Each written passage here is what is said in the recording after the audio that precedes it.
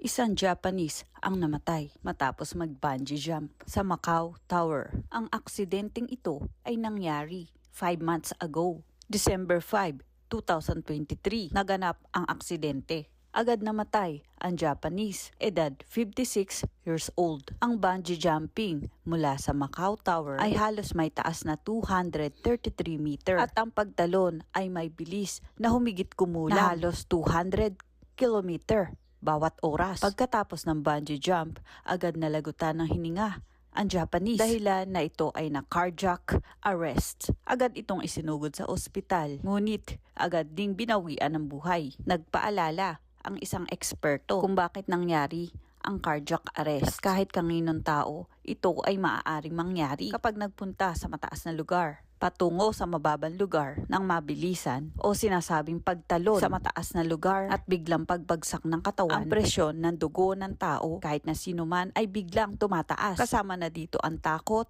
o kaba o nervyos bago pa tumalon sa bungee jump. At kapag ka nagkasama-sama ang lahat ng ito, sa biglang pagtalon sa mataas na tower, nagbabago ang sirkulasyon ng dugo, biglang taas na hindi napakaganda sa katawan. At kaya dito umaatake ang cardiac arrest. Kaya't nagpaalala ang expert na iwasan ang ganitong challenge. Huwag nang subukan ang mga ganitong libangan dahil hindi lang sa aksidenteng maputol ang lubid, mas malaki ang porsyento na atakihin ang kahit na sino at maaaring mauwi sa pagkamatay. Ito po ang inyong tagapagbalita, Dayan News.